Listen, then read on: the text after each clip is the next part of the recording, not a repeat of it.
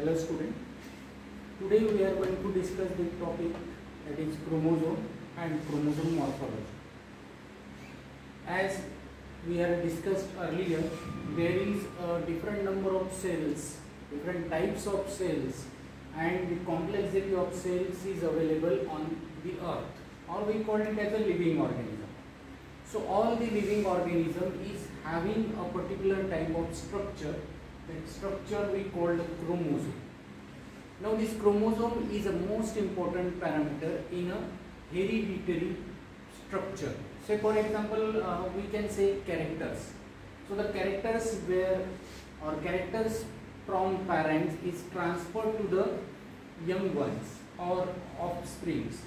These characters or transfer of these characters will take place through the parameter known as chromosome. Now, when there was not much development in science, people were unknown about this chromosome, but as the discovery is going on, and due to these discoveries, the clearer structure of the chromosome was done. Now, today we are going to focus on the chromosome and chromosome morphology. Now, we know very well that the number of chromosomes plays an important role in a particular type of species or in a particular type of organism. Depending on the number of chromosomes, we called these organisms as a diploid chromosome, haploid chromosome, or haploid cell, diploid cell. Depending on the chromosome number, we conclude this particular parameter, haploid or diploid. Now, when we talk about the morphology of chromosome, the most thing which we are going to discuss, that is the size, or we have to discuss the appropriate part, that is the size of chromosome. It is observed that in a single cell there is a number of sizes belongs to this particular chromosome. So for example, some chromosomes are having larger size than that of another one. So size of the chromosome is most important parameter. The size of chromosome is normally measured at the mitotic metaphase and may be as short as 0.25 micron. So that is nothing but the size which is measured at a mitotic phase or mitotic metaphase. So at this particular metaphase or mitotic metaphase, the chromosomes becomes visible, and it is very easy to measure the size of this particular chromosome. So we can measure the size of the chromosome at metaphase or mitotic metaphase. Micrometer in fungi and birds, or as long as in 30 micrometer in some plants such as trillium. So these are nothing but the examples how we can calculate the size of the chromosome. So 0.25 is observed in a fungi and 30 micrometer is observed in a trillium plant. So this is nothing but the variation in size of the chromosome. Now moving to, however, most metaphase chromosome fall within range of 3 micrometer in fruit fly, Drosophila. It is related to an animal or fruit fly, we can say, to 5 micrometer in man and 8 micrometer to 12 micrometer in maize. Again, plant is given, and fruit fly, that is the Drosophila melanogaster, it is given here. Now the organisms with less number of chromosomes contain comparatively large size. So we can say that the size of the chromosome in an organism is related to the comparative number of the chromosome. म्हणजे साध्या भाषेत सांगायचं तर जिथे chromosome number हा कमी असतो तिथल्या क्रोमोझोमची साईज थोडी जास्त असते, आणि जिथे क्रोमोझोम नंबर जास्त असतो तिथे क्रोमोझोमची साईज छोटी झालेली असते. So vice versa. So it will nothing but the less number of chromosome contain comparatively large size. म्हणजे ज्या सेल मध्ये कमी क्रोमोझोम नंबर आहे त्याची साईज जी आहे ती व्हेरी होते, जास्त असते किंवा मोठ्या प्रमाणात असते. Chromosomes than the chromosomes of organism having many chromosomes. हाच याचाच पार्ट आहे. तर जिथे जास्त क्रोमोझोम आहेत तिथे त्याची साईज छोटी झालेली असते आणि जिथे क्रोमोझोम जास्त आहेत तिथे साईज कमी झालेली असते आणि जिथे क्रोमोझोम कमी आहे तिथे त्याची साईज मोठी तुम्हाला दिसू शकते.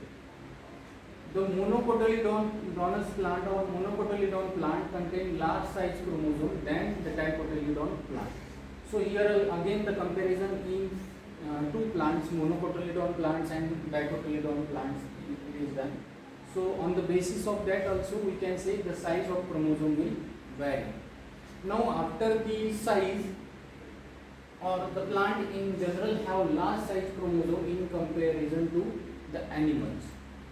Further, the chromosomes in a cell are never alike in size. Some may be exceptionally large and other may be too small.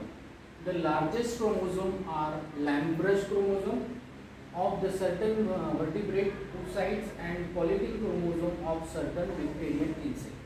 So this is nothing but the size, where the size will observe large or long, that is Lamb-Brush chromosome, and another is a polytic chromosome. These are the two types of chromosome which we can call a giant chromosome. So these chromosomes is having a large size and it is observed in a insect, that is dipterian insect or in a vertebrate oocytes. Now moving to the next morphology after a size, that is shape. Shape is also variable in a different chromosome depending on the species, depending on the organism. The shape of the chromosome will also variable, likewise the size. Now the shape of chromosomes is changeable from phase to phase in the continuous process of the cell growth and cell division. So it is very simple that what we say, the shape of the chromosome is a variable depending on the phase. Say for example in metaphase the shape of chromosome is different. In a prophase the shape of chromosome is different. So depending on the type of phase, depending on the phase going, the shape of the chromosome will change. Particularly in a mitotic metaphase we can go see the shape of that particular cell or that particular chromosome. In the resting phase or in an interphase stage of the cell, the chromosomes occur in the form of thin coiled elastic and contractile thread-like sustainable structure, the chromatin threads. So in interphase, that is the phase in a metaphase or in a mitotic phase, interphase is one of the stages in which the chromosomes occur in the form of coiled structure or it is an elastic thread-like structure. It is observed, means there is no definite shape in this particular interphase. While when we look, the position of centromere varies from chromosome to chromosome and it provides different shapes to the latter, which are as following. So centromere is in the one end, that we call it as a telocentric. It is one type of chromosome depending on the centromere. So the rod-like chromosome in which have the centromere on the proximal end known as the telocentric chromosome. Means suppose the chromosome is there.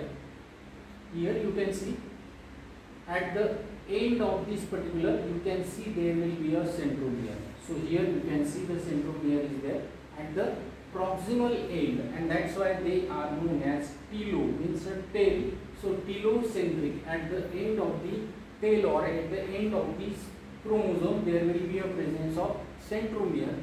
This type of structure is known as telocentric chromosome. The second type of chromosome is there, that is known as acrocentric. The acrocentric chromosomes are also rod-like in shape, but these have the centromere at the one end and thus giving very short arm and an exceptionally long arm. The locust have the acrocentric chromosome. So locust is one of the example of this acrocentric chromosome. So here you can see this is the long arm and this is the short arm. In between this long and short arm you can find the presence of centromere. So this centromere will produce one short arm and the long arm. This is known as acrocentric type of chromosome, which is mostly produced or found in a locus or the acrini of organism. The third type of chromosome is submetacentric. The submetacentric chromosomes are J or L shaped. In this, the centromere occurs near the center or at the medium portion of the chromosome and thus forming two unequal arms. Now here you can see two arms are there. One arm is shorter, but almost we can see this particular centromere is at the center, or we can say this particular centromere is at the center here also. So one arm is little bit short than the other, but it will specify at the center of this particular thing, and that's why it is known as submetacentric chromosome. The next one is the metacentric. The metacentric chromosomes are V-shaped, and in these chromosomes the centromere occurs in the center and forming two equal arms. The amphibians have metacentric chromosome.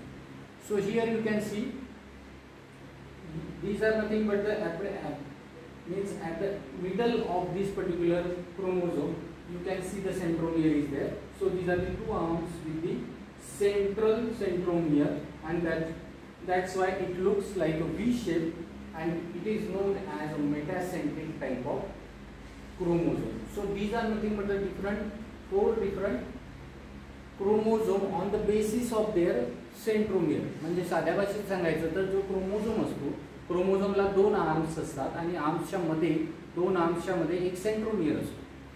तर त्या सेंट्रोमियरच्या पोझिशनवरनं क्रोमोझोमचा shape लक्षात येतो किंवा आपल्याला पाहायला मिळतो. Now moving to the next, that is chromosome structure. आतापर्यंत आपण दोन पार्ट बघितले, क्रोमोझोम साइज आणि chromosome shape. Now we are going to move for the chromosome structure. Chromosome structure काय? While describing the structure of chromosome during various stages of the cell cycle, cell biologists have introduced many terms for their various components. आता आपल्याला cell structure जर बघायचं असेल तर आपल्याला आधी काही कंपोनेंट्स, काही आपल्याला टर्म्स आहेत त्या माहित असल्या पाहिजे.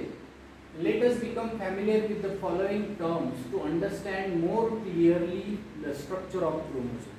म्हणजे जोपर्यंत आपल्याला खालच्या टर्म, आता येणाऱ्या टर्म जर माहित नसतील तर आपण क्रोमोझोम स्ट्रक्चर बद्दल फार काही माहिती करून घेऊ शकत नाही. So the first thing that is chromatid. Chromatid at a mitotic metaphase, each chromosome consists of two subsymmetrical structure called chromatid. म्हणजे आपण असं म्हणू शकतो की मायटोटिक मेटाफेजच्या वेळेस दोन पार्ट आपल्याला दिसतील, त्या दोन पार्टला आपण क्रोमॅटिड असं म्हणतो. That is the symmetrical part and we called it as a chromatid. Each chromatid contained a single DNA molecule. त्या क्रोमॅटिड मध्ये सिंगल डीएनए मॉलिक्यूल आलेला असतो. Both chromatids are attached to each other only by the centromere and become separated at the beginning of anaphase when the sister chromatids of chromosome migrate to the opposite poles. आता phase ज्या असतात, डिव्हिजनच्या phase आपण मागच्या लेक्चरमध्ये बघितल्या डिव्हिजनच्या phase. तर ज्या डिव्हिजनच्या phase असतात त्या डिव्हिजनच्या फेजमध्ये काय होतं तर हा जो क्रोमोझोम असतो, हा क्रोमोझोमचे दोन पार्ट बनतात आणि त्या दोन पार्टला एका पर्टिक्युलर पॅरामीटरनी जोडलेलं असतं, त्याला म्हणतात सेंट्रोमियर. तर सेंट्रोमियरनी तो जोडलेला असतो, दोन क्रोमॅटिड या जोडलेल्या असतात आणि पुढच्या फेजमध्ये they will go to the opposite poles. म्हणजे दोन अपोजिट पोलला पूल केलं जातं किंवा स्पिंडल फायबर्सनी ते सेपरेट होतात. So that is nothing but the two chromatids will get separate later on. Now the next one is chromonema. During mitotic prophase, the chromosomal material becomes visible as a very thin filament called chromonema. म्हणजे जेव्हा prophase ही phase आपण बघू सुरुवातीची, या prophase मध्ये आपल्याला जो काही फिलामेंटल स्ट्रक्चर दिसतो क्रोमोझोमचा, that is known as chromonema, which is available or which we can observe during the mitotic prophase. Now next one is, a chromonema represents a chromatid in early stage of condensation.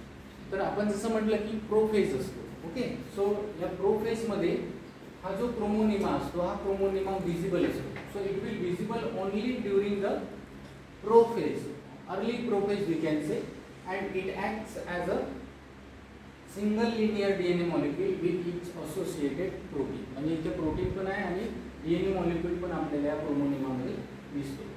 The chromonemata form the gene bearing portion of the chromosome. हा जो chromonema किंवा chromonemata असतो it is a gene bearing portion of the chromosome. म्हणजे जे आपण jeans म्हणतो ते jeans जे आहेत ते आपल्याला इथे लोकेट असतात, इथे आपल्याला मिळतात. According to old views the chromosomes may have more than one chromonemata which are embedded in the achromatic amorphous substance called matrix. This is the old concept, but till date it is utilized. The matrix is enclosed in sheath or pellicle. Both matrix pellicle are non-genetic material and appears only at metaphase. तर जेव्हा metaphase असते त्या मेटाफेजमध्ये आपल्याला असं matrix दिसेल. त्या मॅट्रिक्समध्ये किंवा त्या मॅट्रिक्स शीटमध्ये ज्याला पेलिकल म्हणू आपण, त्यामध्ये आपल्याला क्रोमोनिमा मिळू शकतो किंवा क्रोमोनिमा आपण ऑब्झर्व करू शकतो. तर this is nothing but the short discussion about the structure of chromosome. In upcoming lecture we are going to discuss this particular chromosome in detail. म्हणजे पुढे येणाऱ्या लेक्चरमध्ये आपण हे बेसिक वापरून, आता जे आपण स्टडी केलेलं बेसिक आहे हे बेसिक वापरून डिस्कस करू की कशा प्रकारे क्रोमोझोम स्ट्रक्चर बनलेला असतो. म्हणजे क्रोमोझोममध्ये कुठले कुठले पॅरामीटर्स असतात ते इन डिटेल आपण पुढच्या येणाऱ्या लेक्चरमध्ये बघू. थँक्यू.